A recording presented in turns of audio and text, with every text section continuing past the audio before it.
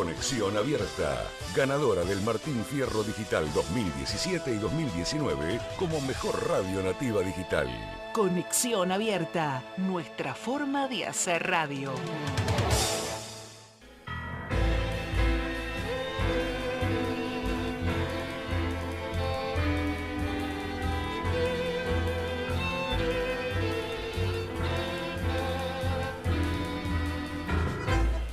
Aquí comienza A Vos Te Cuento Buenos Aires, en la magia de andar por tus calles, con tu gente, compartiendo notas, entrevistas, música y cuentos, con la conducción de Roque Vega.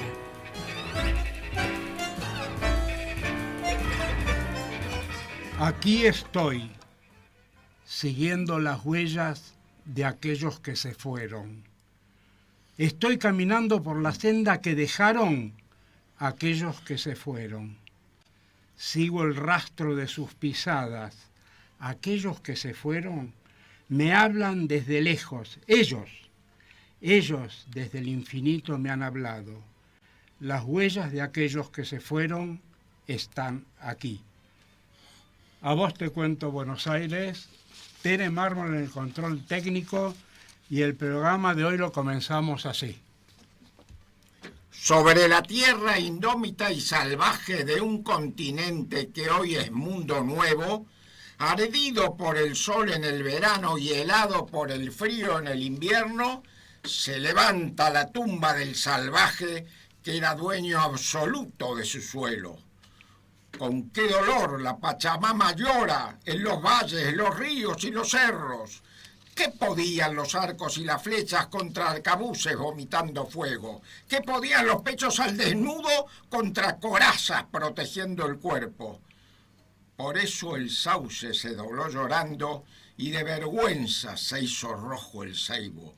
Y cantaron su pena los coyuyos y el pobre Urutaú cayó de miedo. Y el mar dulce se irguió entre los islotes batido por la furia de los vientos. Y el Paraná vio así nacer sus hijos, hijos de bronce fuertes como acero. El camalote se paró de golpe contra la costa del islote seco. Y charrúas, guaraníes, calchaquíes, araucanos, tobas y matacos, diaguitas, patagones y collanos, incaicos y comenchos, alacalufes, zonas y yaganes, defendieron los bosques y llanuras, las montañas, los valles y los cerros, con el ardor que el suelo americano le dio a los indios sus bronceados pechos. Ya ha quedado el dolor sobre el salvaje y transpira dolor toda su cara. Ya la musa lo lleva de la mano por el desierto de la inmensa pampa, por los ríos, los mares y los cerros y la punta final de la montaña. Él ha visto los ojos color cielo que trajo el cara pálida y se pregunta cómo con el cielo bajando desde arriba hasta sus caras pudo el blanco causarle tantos daños. Él ha visto a las hembras de los blancos y ha quedado embrujado por las blancas. Él las ha visto con el hijo en brazos, lo mismo que sus indias en la espalda. Y la larga tristeza de sus ojos se clava en los ojos de la pálida. Y le nace el deseo de tenerla y sentir el azul de su mirada. Y su cuerpo de atleta legendario, ardido por los soles de las pampas, se incendia del deseo de los toros y se atropella en convulsión de brasa. Melpómene lo mira desde cerca como esperando la alborada trágica. ¡Ahora o nunca!, grita enloquecido y con su dedo a la mujer señala. Y en un arranque que tan solo el potro igualó en los cerros y montañas, corrió hasta ella, la llevó a la selva que fue del indio la mejor cabaña y traspasó la sangre de su cuerpo sobre la vena azul de toda España. Tiempo después, amaneció en la cuna de la salvaje tierra americana un niño, mitad blanco y mitad cobre, que fue el principio de la raza gaucha. El nacimiento del gaucho de Alberto Vacarezza, hijo. Y bienvenido, Antonio Vacarezza. Gracias. Bienvenido. Bienvenido, maestro. Estamos hoy en un programa muy especial.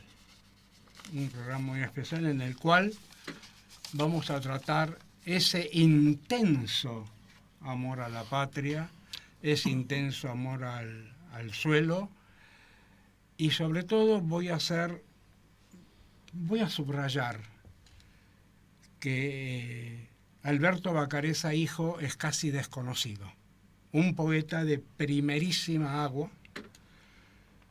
Creo que líricamente supera a tu abuelo, el sainetero. Creo que líricamente lo supera. Yo no lo puedo decir. Vos no podés decirlo. Pero verdaderamente vamos a cerrar con algo también de Alberto Vacarezza hijo. Y ahí vamos a darnos cuenta, Carlos Emino, maestro Andrés Bestarmayo, toda esa parte oculta, porque se habla del conventillo a la Paloma, se habla de Juancito de la Ribera, y resulta que en la extensa producción que tiene Alberto Vacarezza, abuelo, ¿no es cierto?, el papá de tu papá, esas obras que enriquecieron, por supuesto, y fortalecieron la escena nacional, que le dio el gran nombre, ¿no? Conventillo de la Paloma, Juancito de la Ribera, La comparsa se despide, donde está la famosa definición, y todo ese tipo de obra, ¿no? La producción de él abarca la de Alberto Vacarezza, abuelo en este caso, romances, dramas, comedias, sainetes, zarzuelas, y destacándose, según lo que dicen muchos historiadores, destacándose aquellas que coinciden específicamente con el género nativista y gauchesco. Aquello que tiene que ver con la patria, con la tierra. Y en un brevísimo, pero breve listado, pues era imposible nombrar, son 200 y pico, así que menciono solo una de las pocas obras del repertorio nativista de Alberto Vacarezza, El Boy Corneta, Los Cardales, El Último Gaucho, La Casa de los Batallán, El Fortín, Juan Moreira, que hizo historia esa obra de él, Juan Moreira, El Cabo Rivero, Camino a la Tablada, La China Dominga, y lo que le pasó a Reynoso.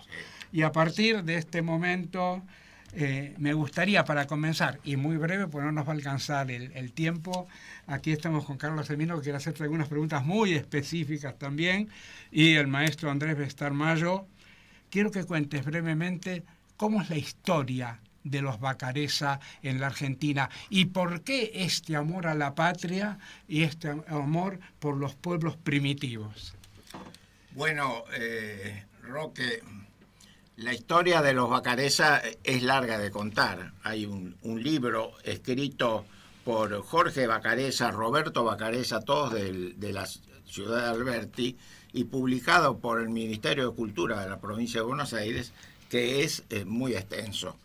Pero el escritor, el periodista Emiliano Tagle, en el suplemento Rincón Gaucho de Campo de la Nación del 6 de enero de este año, publicó un artículo muy interesante, que por supuesto por su extensión no lo voy a leer, sobre el primer Vacarezza que vino al país, que fue Andrés Vacarezza. Andrés Vacarezza, que nació en marzo de 1831, fíjate, en San Bartolomé. El pueblito era San Bartolomé de Chiavari, en el Golfo de Génova, en Italia. ¿Por qué recalco esto?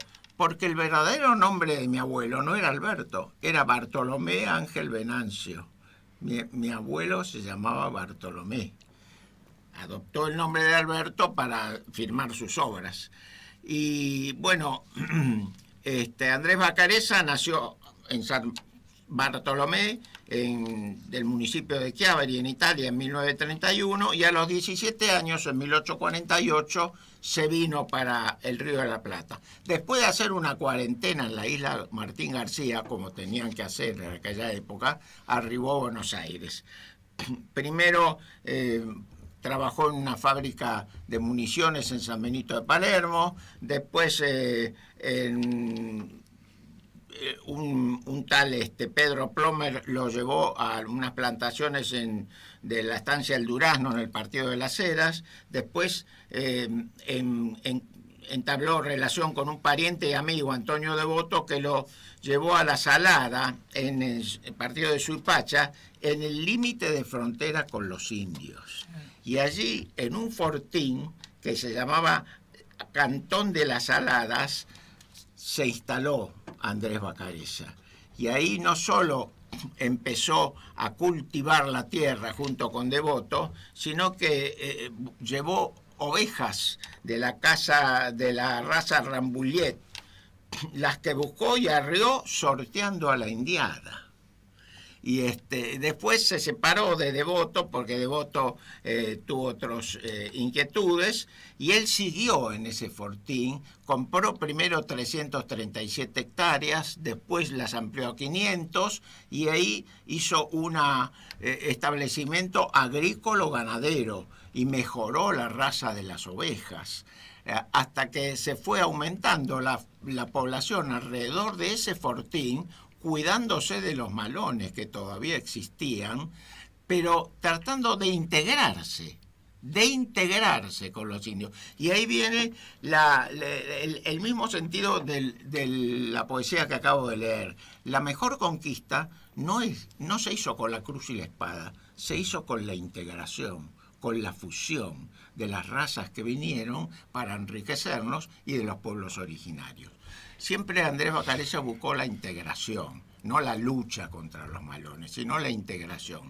Y bueno, siguió creciendo el pueblo, se formó el pueblo que originariamente se llamó Pueblo Vacareza, pero cuando adquirió la cantidad de habitantes como para ser ciudad, el gobierno de la provincia de Buenos Aires le puso como nombre Alberti, Manuel Alberti, y hoy es la ciudad de Alberti, sobre la ruta número 5, camino a Bariloche. Y tanto es así que la estación de tren se llama Andrés Vacareza y la calle principal se llama Andrés Vacareza. Bueno, ese es el origen. Puedo seguir largo rato, pero no puedo. Necesitamos 4 programas. Claro, porque ahora viene la parte más, la parte, digamos, más jugosa de todo eso. Hablamos un poquitito, y te pediría a vos, Andrés, que estás muy metido en el arte, todo aquello que tu abuelo, después ya vamos a hablar de tu papá, todo aquello que escribe defendiendo a muerte en una época muy difícil a los pueblos primitivos y al gaucho. Bueno, mi abuelo nació en realidad en el barrio de Almagro, en la ciudad de Buenos Aires, en Yatay y Corrientes. Pero en ese entonces se llamaba Villa Crespo, Almagro no existía. Todos los terrenos aledaños al arroyo Maldonado era Villa Crespo. Por eso él ambienta su sainete más popular en Villa Crespo. El Cometillo de la Paloma está ambientado en Villa Crespo y tiene su poesía Villa Crespo, barrio reo, el de las calles estrechas y las casitas mal hechas, que eras lindo por lo feo. Bueno, es largo. Pero él, su padre, Luigi Vacareza, primo hermano de Andrés, mi bisabuelo, era Luigi Vacareza, primo hermano de Andrés, que vino a la Argentina llamado por Andrés. Y al principio estuvo en el fortín del pueblo Vacareza y después se radicó en Buenos Aires. Bueno, su padre, Luigi, mi bisabuelo, tenía una chacra ahí, porque en 1886, cuando nació mi abuelo, no existía, no era una ciudad. Entonces, cercano a lo que era Villa Crespo, tenía una chacra, y en esa chacra mi abuelo aprendió a andar a caballo, aprendió las tareas rurales.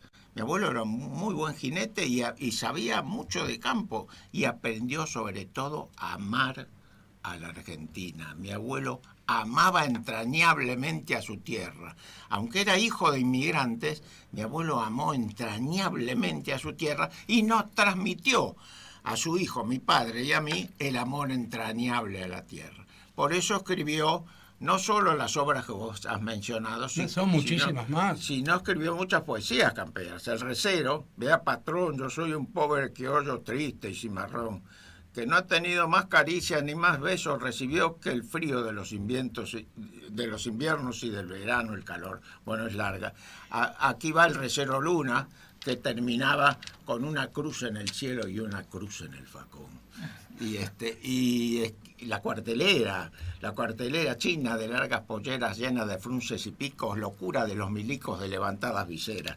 Bueno, muchísimas poesías camperas.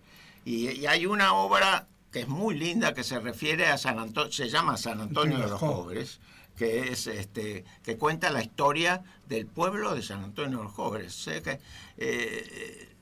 Además de, inclusive te digo, mi abuelo prefería escribir campero que los sainetes, pero con el éxito de Los Escruyantes en 1911, escrito en lunfardo y en verso, que ganó el concurso del Nacional organizado por el empresario Carcavalo, bueno, ahí empezó la carrera profesional de él y ahí empezaron los sainetes. Después siguió Tucuna fue un conventillo, siguió Juancito de la Ribera, siguió el conventillo de la Paloma. En realidad se estrenó en 1929, 9 años después que Tucuna fue un conventillo. Pero en realidad mi abuelo le gustaba lo campero, por eso escribió la versión gauchesca de Juan Moreira, que se representó en el anfiteatro de verano del Teatro Colón, en el Parque Centenario. Juan Moreira lo representó Fernando Ochoa, y Vicenta, su novia, su enamorada, su amor, su china, era Susana Mara. Y a esa función asistió el presidente Perón, ya viudo, porque era en el año 53, y mi padre no pudo ir, pero yo fui con mi tío. Y cuando mi abuelo me presentó, yo no tenía la menor noción, tenía 15 años, al personaje histórico que le estaba dando la mano, ¿no? Y esa versión empezaba: Juan Moreira fue un gaucho romántico y valiente, y miente a sus arbitrios la vieja tradición cuando los pientan fieros, procasi, prepotente, no me acuerdo, Pereira, Moreira. Sí, porque él lo defiende a muerte. Sí, todo lo sí. que se dijo Claro. de él lo defiende en cuanto comienza, Sí, luego sí, lo sí, defiende sí, sí, sí. a muerte. Sí, así es, bueno. Va, No, ahora sí. tengo No, mucho Maestro. Yo para aprovechar Acá te tengo 3 preguntas. y generar el cruce, ¿no? Porque, bueno, tanto con Antonio Bacariza como con Carlos Semino, son parte de la historia, que generalmente, desde la perspectiva del historiador, generalmente el hombre de a pie queda a un lado, ¿no? Se buscan los hechos y no las personas. Y en este caso, en el ciclo que estamos haciendo con Roque, que nos cede tan gratamente el micrófono para poder conversar con estos grandes maestros, el juego es cómo se articula, ¿no? La propia historia que termina siendo la historia del pueblo, ¿no? En el caso de tu familia, Antonio, es hermoso eso. O sea, vos sos parte de la historia del campo popular. Y muchas veces uno se llena la boca con lo popular, pero los pibes no saben qué es lo popular, ni qué fue, ni qué proyecto, desde dónde surgía esa necesidad. Y ahí, tanto tu abuelo como tu padre como vos, toman esa referencia del sonido, de la palabra, del campo, del momento, y se lleva a otro espacio, ¿no? Con más vuelo. Entonces, ese proceso yo lo siento como el bello arte, ¿no? De tomar las raíces del pueblo, las necesidades, y ponerlas en el contexto de la obra de teatro, de la poesía, darle ese vuelo. Y disculpen que por ahí me quede en esto, o sea, a mí lo que me enorgullece poder estar acá con ustedes compartiendo este espacio, porque en ese contexto no los tengo que ir a buscar al libro, sino los tengo acá al lado, los puedo tocar. O sea, ambas historias están. Me puedo sentir parte. Carlos, acá, permitime, sí. Carlos Semino le quiere hacer una pregunta. Sí, por eso que quería dar el pie. Semino el sábado pasado nos hizo toda la proyección con La Boca. Él ha hecho una colección muy importante y se desarrolló la historia y desarrolló un libro de la escuela de la Boca. Y sería bueno en este juego de genoveses, que es algo interesante, porque generalmente el genovés se quedaba en el puerto o trabajaba con el negocio. Generalmente el campo estaba dedicado más a los vascos.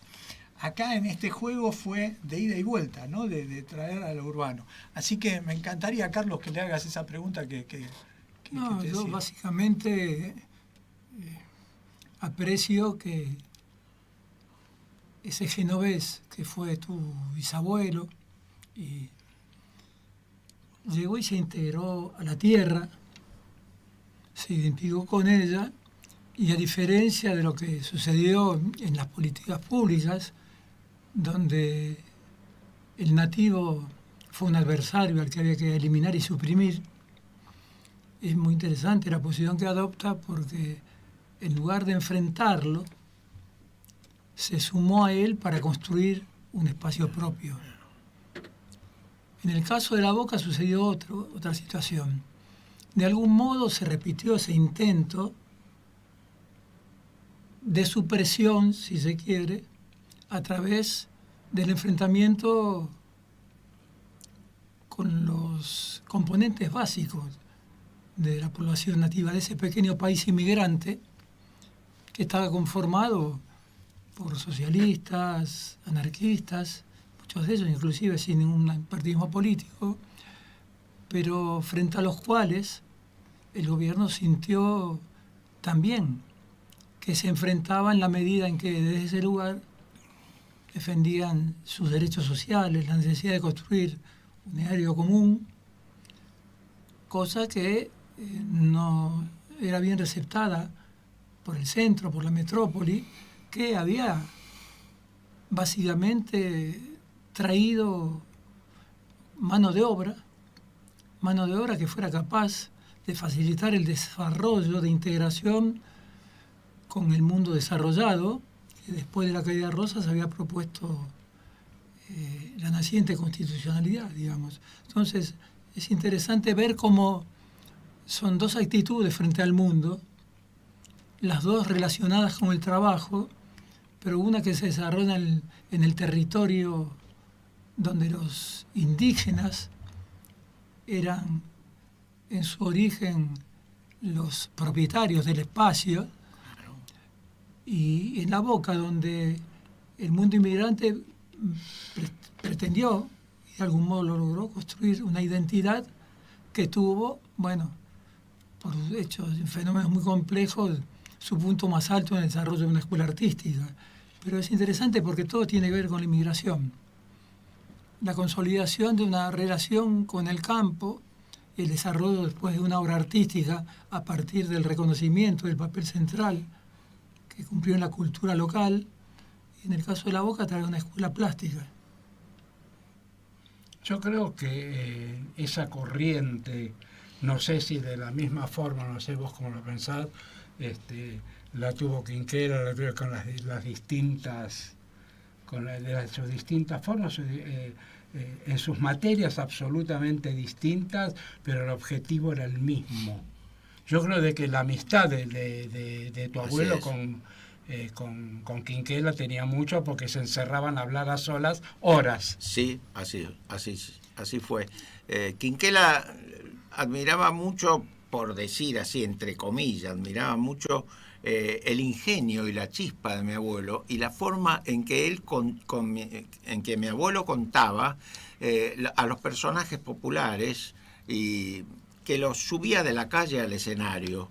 Y además mi abuelo fue muy generoso, era amigo de los amigos y era solidario y generoso, y como ganó mucho dinero con sus obras de teatro, lo ayudó mucho a Quinquela, lo ayudó mucho. Entonces ahí nació una amistad tan grande que Quinquela le donó un enorme cuadro que está en la pared derecha del Teatro Regina. Uno, cuando va a entrar a la sala, en el hall del Teatro Regina, en el cuarto piso de la Casa del Teatro, a la cual mi abuelo ayudó a fundar, a Regina Pacini, la esposa del presidente Alvear. Sí. Bueno, mi abuelo asesoró a Regina Pacini para fundar la Casa del Teatro. Bueno, en el Teatro Regina del cuarto piso, en la pared derecha, está un enorme cuadro que ocupa toda la pared, donado por Quinquela. Y Quinquela le dijo, te lo regalo, Alberto, con la condición que lo pongas en la Casa del Teatro. Y allí lo puso. Y mi padre, que era menor que Quinquela, obviamente, mi abuelo en 1886, Quinquela había nacido en el 90 y en el mismo año que Gardel, Sí. Que también fue muy amigo mi abuelo, muy amigo. Entonces, Se le cantó como 12 o 13 tangos, si Sí. mal no recuerdo. sí. Entonces mi padre le escribió una poesía que se llamaba Hermano Artista. Amanece tras los cristales grises y opacos de un mundo nuevo, y la cantina trae ese vaho de olor a puerto, y que termina a quien pudiera como Quinquela pintar el alma de todo el puerto, que en el alma de Buenos Aires hay un puñado loco de sueños. Y mi padre le regaló esa poesía a Quinquela. Así que sí, y después escribió las décimas para La Boca del Riachuelo, que es una pena que no las haya traído, donde habla del genovés que llegó aquí para hacer su vida y en La Boca hacer su vida hasta que llegue la muerte. ¿No fue el poema que recitaste en proa? Sí, Sí, señor. claro, Fue el poema que recité en Proa y lo recité. Aitanos en de el- Conventillo. Y lo recité en la Casa Museo Quinquela Martín. también. Víctor Fernández, el director del museo, lo colgó en la. Lo Aitanos colgó de hasta la Conventillo, pandemia. ¿cómo era? ¿Eh? Aitanos de Conventillo, esa parte es hermosa. ¿Cómo Hay, Calle- hay patios de conventillo, hay italiano encargado, hay gallegos retobados, hay malevos, hay cuchillos, mientras en los piletones las mujeres lavan ropa, un gringo junto a su copa entona antiguas canciones. Pero debo decir, y perdóneseme la inmodestia, que mi padre escribió las largas décimas a La Boca del Riachuelo de una belleza increíble, pero no había nombrado a los conventillos. Y esa décima que acabo de decir es de mi autoría. Yo la agregué yo. Fue el agregado tuyo, sí. Como mi padre, si bien nombraba ese gol a River Plate, no nombraba a La Bombonera. Claro. Entonces yo le agregué una décima que dice, cuando mi padre habla de las pasiones, yo le agregué una décima que dice: la pasión del domingo teñida de azul y oro, que guarda como un tesoro el hincha que apasionado va al partido entusiasmado, pues ganar tan solo espera, envuelto en una bandera, la del club de sus amores, cantando por sus colores camino a la Bombonera. Esa es mía también, y se la agregué con el permiso póstumo de mi viejo. Qué bueno. Bueno, pero es así, y tanto es así que mi Quinquela le concedió a mi abuelo la Orden del Tornillo. Después del éxito del Conventillo de la Paloma, Quinquela lo incorporó a la Orden del Tornillo, y mi abuelo recibió la Orden del Tornillo, que festejaba Quinquela con una cena en su casa, en la casa donde vivía, en el tercer piso del actual Museo Escuela, ahí sobre el Riachuelo, en la Vuelta de Rocha, y la cena constituía en tallarines hechos por él, colores rojo, amarillo y verdes, que eran los colores básicos que usaba Quinquela en sus pinturas. Los tallarines eran rojos, amarillos y verdes, y había tallarines, pan y vino, nada más. Esa era la cena de Quinquela, la famosa cena de Quinquela cuando otorgaba la Orden del Tornillo, que mi abuelo fue uno de los agasajados, ¿no? Ahora, Antonio, ahí está la bandera italiana, ¿no? Con Sí. esos colores. Pero ustedes que estuvieron más cerca de ellos y tienen una referencia, a mí siempre me llamó la atención cómo Quinquela puede ser hijo de Alvear, algunos lo confirman, otros no, pero evidentemente Sí. que es hijo de algún inmigrante. Casi yo tengo la certeza que sí. Bueno, Y bueno. y Filiberto también, Estañaro también, o sea, referentes de un grupo de chicos, ¿no? De 15 a 16 años, con un perfil en esa época nacionalista, muy nacionalista, y de familias casi todas inmigrantes. Ahora, ¿de dónde surge para ustedes, porque es una de mis preguntas de toda la vida, de dónde surge ese planteo de ese amor a la tierra y específicamente con un perfil netamente nacional?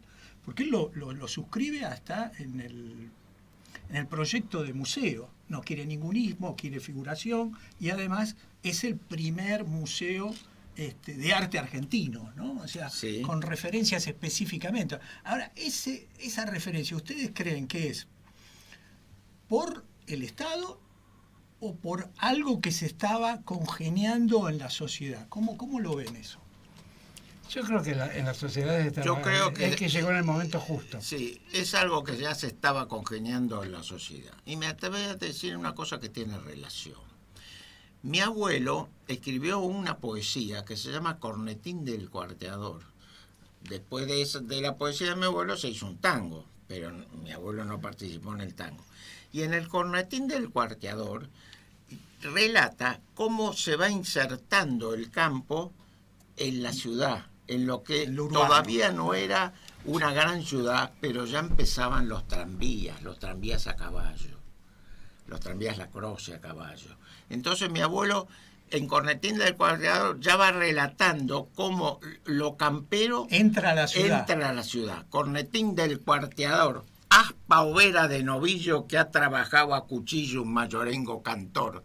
Tu repique anunciador, tararí, tarí, taría. Dice que viene el tranvía para que el carrero porfiado haga los tungos a un lado y le deje libre la vía. Bueno, es así sigue. Vos fíjate todo el doble sentido de lo que hablábamos el otro día. Qué lindo. El otro día en la casa de él, estamos en tu casa y estamos hablando justamente de los dobles sentidos, que dice una cosa, pero en realidad lo que quiere decir es otra. Vos fíjate, repetí esa última parte y fíjate todo lo que quiere decir atrás. Como Bueno, diciendo y después como sigue, pero bueno, no hay tiempo. Cornetín del Cuarteador, aspa overa de novillo, que se hacía con las aspas de bueyes. Sí, sí. Que ha trabajado a cuchillo un mayorengo cantor, porque al cuarteador le decía mayoral también, era el mayorengo. Tu repique anunciador, tararí, tarí, taría, dice que viene el tranvía Claro. para que el carrero porfiado corra. haga los tumbos a un lado y deje libre la vía. Fíjate el todo el carrero doble es el dueño de sentido la que está calle, usando, claro. ¿no? ¿Qué me venís con la modernidad? Claro. Que se Eso- está eso- abriendo, eso algo lo está quiso pasando, decir. hay una... Y es que la pelea entre lo conservador y la Fíjate cómo- tecnología que llega O sea, la bueno, inteligencia, lo que decíamos el otro día en tu casa, porque él Sí, está está una- terminando de escribir un Sí. libro y tiene todos los programas y tiene de aquellos grandes festivales que se hacían en la rural y todo ese tipo de cosas. La Pues primera era muy Expo Arte, naturalista la la primera abuela, Expo Arte la organización de mi abuelo, la gran feria del arte argentino en la rural, en el verano del 48 y en el 49. Yo lo estoy escribiendo eso, porque yo lo viví. A mí no me lo contaron. Yo Sí, tenía sí. 10 y 11 años Sí. y lo viví. Y yo escribo lo que viví, no lo que me contaron. Claro. Así es. Y ahí me surge algo que todavía no había cambiado. Disculpe, Antonio, que sigamos en relación a Quinquela, ¿no? Sí, claro. Pero para mí es también una referencia, yo siendo artista, de este amor a lo argentino y específicamente al campo popular, porque designó casi todo su presupuesto y toda su vida al museo, a la escuela, al hospital odontológico, a la escuela de gráfica, o sea, hizo un proyecto cultural, una sola persona, que es muy difícil hoy en día Sí, sí. que el Estado la pueda contener cuando la armó él y sus amigos. Sí, Porque te iba a con- comentar esto. con el o sea, planteo. Pero hay algo interesante que me llama la atención también esto, que se repita. Porque yo decía, ¿qué es peor, la maldad o la ignorancia? Ante los hechos culturales que nosotros tenemos y tan fácilmente olvidamos. ¿No? Porque esto del origen también está en relación directamente a nuestra propia memoria, ¿no? Muchas veces se hace la memoria en función a actos terroríficos que vivió la sociedad, pero no en función a recordar y a saber quién somos desde ese proceso natural de cómo se va afincando una persona y cómo va haciendo cultura y cómo eso lo protegemos recordándolo, ¿no? Acá ustedes, la memoria viva, Carlos lo hace desde su lugar también en el puerto y esto como que se va perdiendo, los chicos no lo tienen como savia personal, lo toman como que es algo que ya pasó y hay que renovar, cuando justamente es la savia, el alma de nuestro propio pueblo. Bueno, justamente por eso yo estoy escribiendo un poco la historia de mi padre. Tengo escrito gran parte de lo que yo viví con mi abuelo, lo referido y lo vivido. Cuando mi abuelo murió yo tenía 21 años, así que lo conocí mucho. Y estoy escribiendo porque mi hija, una de mis hijas, licenciada en Historia del Arte, me dice, papi, ella me dice, o pa, vos tenés que escribirlo, porque es un legado. Claro, Cuando vos te vayas, eso se pierde. Entonces vos tenés que escribirlo porque es un legado, que es lo que acabas de decir, es cierto, y por eso lo estoy haciendo. Bueno, Sí, pero te digo una cosa, la obra de ambos dos, o sea, sobre todo sabes que yo soy fanático de tu viejo, Sí. yo soy fanático de Alberto Bacareza hijo, o sea, más allá de, con todo el respeto, y me pongo de pie ante el gran sainetero, que tal cual dicen los libros, no fue el mejor, pero fue el que más interpretó al pueblo. Fue el que más... No fue el que gran literato, pero fue el que más interpretó. Fue el que más quedó en el imaginario popular. Claro. Junto a Armando Discépolo con el grotesco. claro. Que fueron compañeros de colegio. Fueron ¿no? compañeros de colegio, pero Armando Discépolo era 4 años mayor y gran consejero de mi abuelo, sobre todo en su juventud. Pero fueron los que más prendieron en el imaginario popular. Entonces, por eso, el Conventillo de la Paloma, si bien no es su mejor sainete, quedó como el sainete icónico, como salió en un periódico, el sainete inoxidable. Pero si vos lees Juancito de la Ribera, todo escrito en verso, El Cabo Rivero es un drama de época, porque transcurre la época de Rosas. El Cabo Rivero era un cabo federal, pero de nobles sentimientos, que defiende o protege el amor imposible entre Nazarena, una muchacha federal, y Fernando, un unitario, muchacho unitario, que cuando se entera que la flota anglo-francesa está viniendo al Río de la Plata, se pasa a colaborar con el gobierno federal en defensa de la soberanía. Bueno, Permitime, nuevamente la integración. Claro. En toda la obra está la integración. Siempre está la integración. Bueno, ese sentimiento federal era el que privó en la obra de mi abuelo, ¿no? Ahora no recuerdo lo que estaba diciendo. Estábamos bien con eso de que ir a la integración, a la defensa, a Sí. lo popular. En cambio, tu padre fue más histórico. Más señor de la oda. Ah, sí, eso me hace acordar lo que quería decir. El Cabo Rivero también es un poema gauchesco, pero escrito en verso. Entonces, tenía un ingenio, tenía una facilidad de versificación, mi abuelo, que mi padre heredó, quizás con más vuelo lírico, con más vuelo lírico. Pero que no lo tiene el Conventillo de la Paloma. Pero sin embargo el Conventillo de la Paloma, y mi abuela se lo dijo. Cuando mi abuelo le leyó parte del libreto del sainete antes del estreno, le dijo, con esta obra vas a ganar mucho dinero, Alberto. ¿Viste? Las mujeres tienen esa intuición, esa visión esa práctica. intuición. No falló.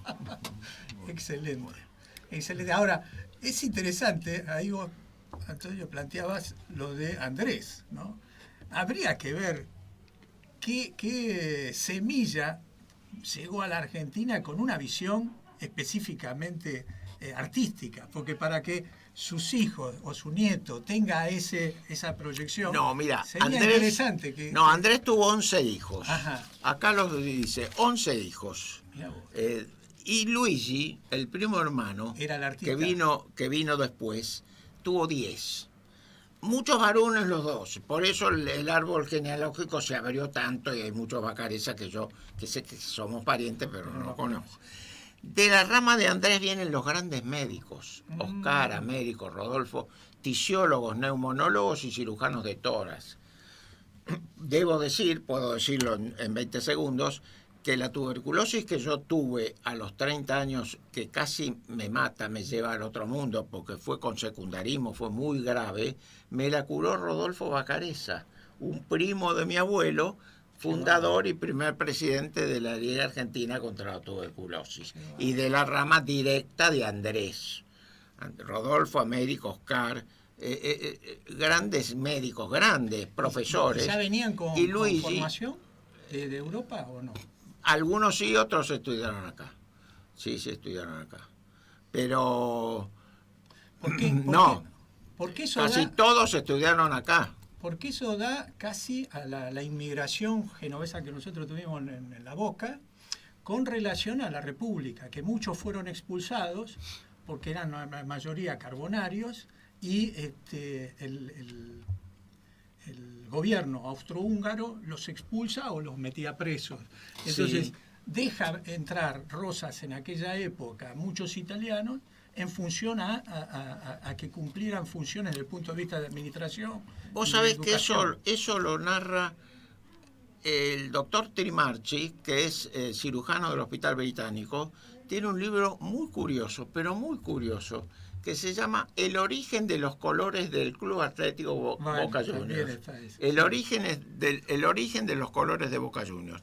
En la primera mitad del libro es la historia de la Boca. Claro. Y sí. No del Club Atlético Boca, es la historia de la Boca. Y narra eso que acabas de decir. Claro. Sí. Busich lo Y plantea. Luigi, de Luigi, sí. de mi bisabuelo, viene toda la parte artística.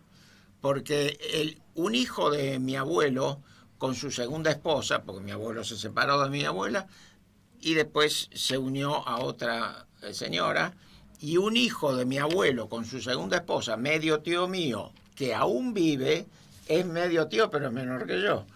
Porque mientras sus hijos mayores le iban dando nietos, mi abuelo seguía teniendo hijos. Bueno, el asunto es que Bartolomé Vacareza, que se llama Bartolomé, como el originario, Bartolomé Vacareza es un pintor y escultor internacionalmente reconocido, que vive en Lobos.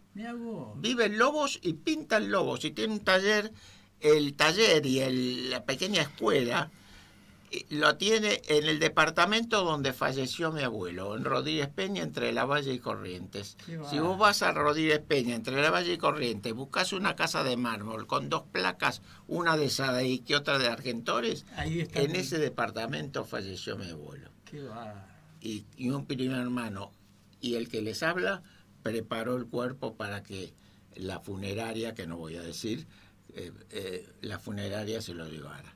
Y la funeraria me pidió a mí los documentos, la libreta de enrolamiento del señor. Entonces yo fui a la señora, con la cual nos llevábamos muy bien, y le dije, Angélica, por favor, la libreta de enrolamiento de Gran Papá, porque yo lo llamaba Gran Papá. Todos los nietos lo llamábamos Gran Papá. Entonces digo, a ver cómo se llamaba Gran Papá, a ver si realmente se llamaba Alberto, porque esa era una discusión. Te lo digo posta, porque estos ojos lo vieron, lo leyeron.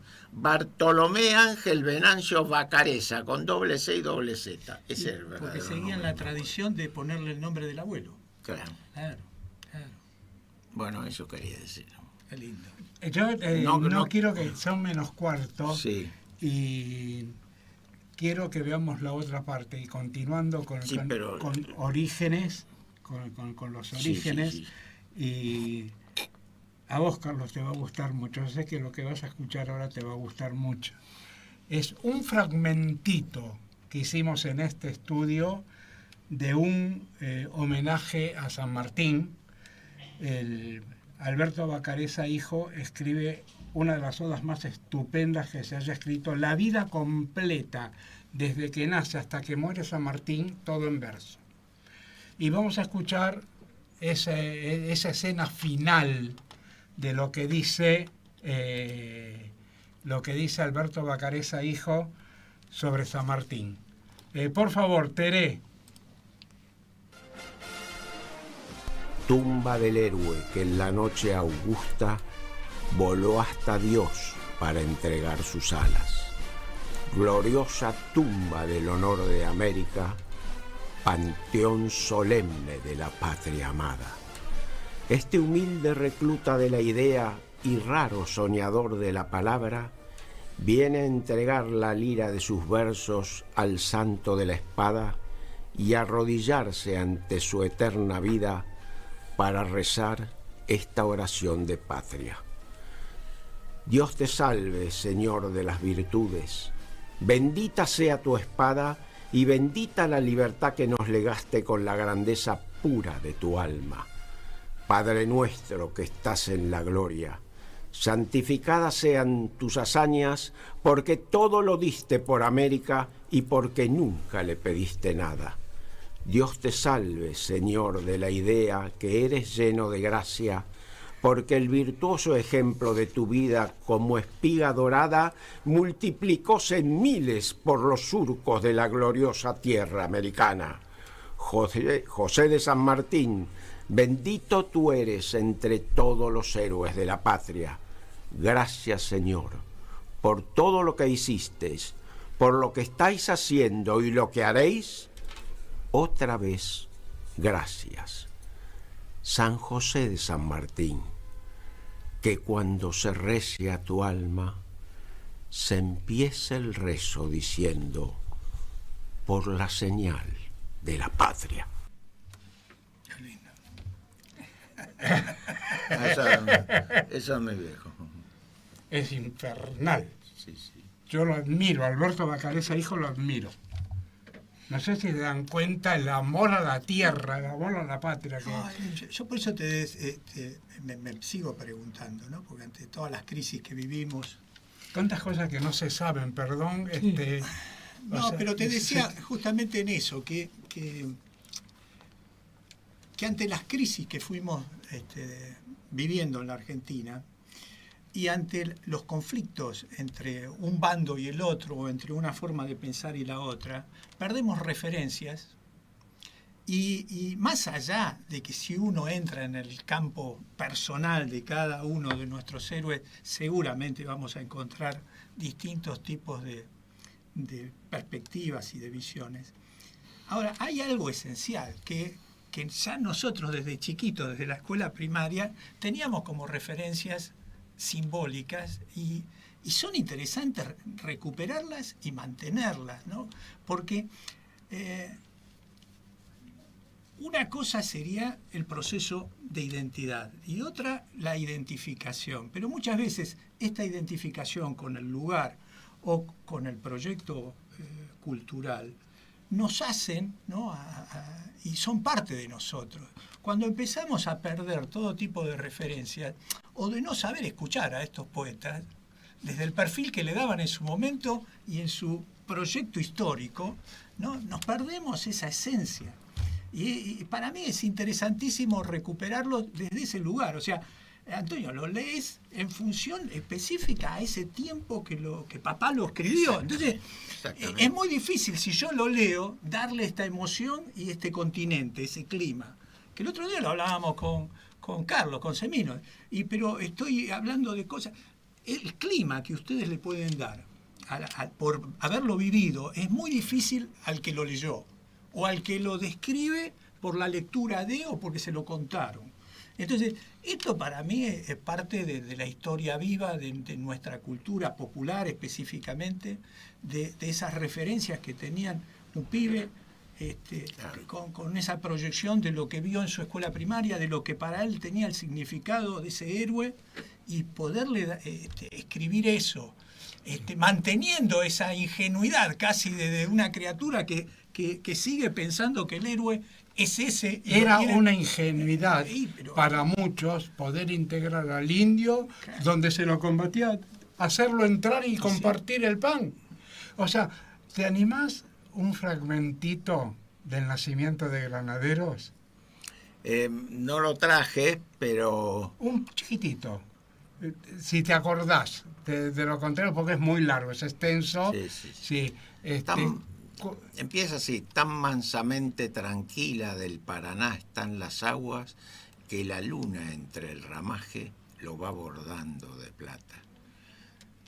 El pino de San Lorenzo, cuan centinela que aguarda, proyecta una enorme sombra que se alarga.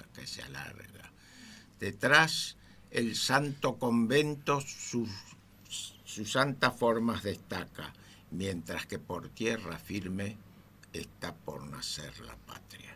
Y termina porque, bueno, relata todos los preparativos para el combate de San Lorenzo.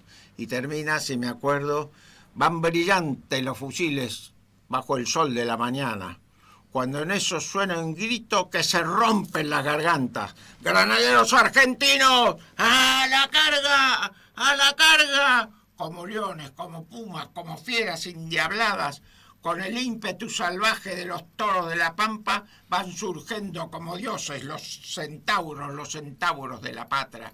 ¿Quiénes son? ¿De dónde vienen? ¿Quién los hizo? ¿Quién los manda? Mas su jefe es un soldado, otro más en la batalla. Va delante de sus tropas como aquellos generales de la Esparta, como aquellos Genofontes, otro César en la historia de otro mundo, otro Dios en la historia de la patria. Solo Dios es el testigo de esta lucha gigantesca, extraordinaria. Solo Dios vio la rodada del caballo de aquel jefe extraordinario. Solo Dios puso a Baigorri a su costado. Solo Dios puso a Cabral ante sus plantas para darle con su vida otra vida al coloso forjador de la esperanza. Han nacido en San Lorenzo los gloriosos granaderos de a caballo, San José de San Martín, que cuando se recia tu alma, se empiece el rezo diciendo: por la señal de la patria. Ese es Alberto Vacarezza, hijo. ¿Te das cuenta el nacionalismo inmenso? Pero ahí hay una visión totalmente ligada a esa proyección que todos tuvimos en la escuela primaria. O sea, esa referencia a nuestros héroes, él la mantenía viva y todavía le ponía un contexto desde el punto de vista de y fíjate lírica, que habla ¿no? de los Como vos Pumas, decías. habla continuamente de la tierra, ¿no? Hay imágenes que ya estaban en el General Paz cuando habla de la montonera de Facundo de los Capiangos. Y es una imagen muy interesante porque se les llamaba Capiango, que no eran humanos. ¿Y qué pasaba? Se pintaban como los nativos y incorporaban el mito del hombre jaguar para ir a la pelea. Entonces eran indígenas que defendían su lugar, ¿no? Y se ponían en sus manchas las manchas de jaguar. Entonces decían: no son humanos. Claro, eran indígenas que estaban en la montonera de Facundo. Y el General Paz dice: no eran humanos. No podíamos combatir con ellos. Siempre nos iban a defender. Y ahí tu viejo está poniendo esa imagen también de un superhombre, ¿no? Una cosa que quiero decir, centauro. es una cosa muy notable.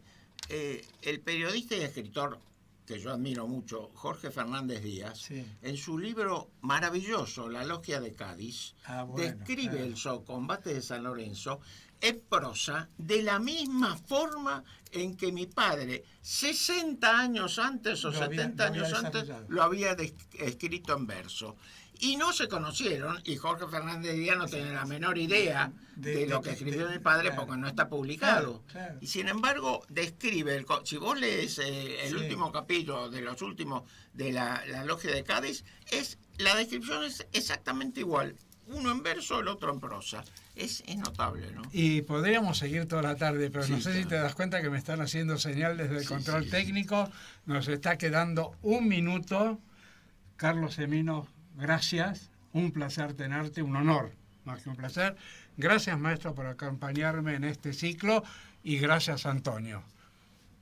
Adelante y cerramos. No, que quedaría otra pregunta más ahí. Hablaste de las logias de Cádiz. ¿Qué habrá pasado entre ellos con la masonería, ¿no? Y con toda las posiciones secretas que ellos sabían que existían y si fueron parte o no, pero bueno. Lo dejamos para otro programa. Lo dejamos para otro El programa. estudio de la influencia de la masonería en la historia es como para un programa entero. Sí, tenemos que hacer otro programa. Así que bueno, yo me estoy despidiendo hasta el sábado que viene. Muchas gracias nuevamente, maestro, por estar aquí, por tener el honor de tenerte. Gracias, Antonio. Gracias, Andrés. Gracias a vos. Y Gracias nos a vos, estamos Roque. reencontrando el próximo sábado. Muy bien.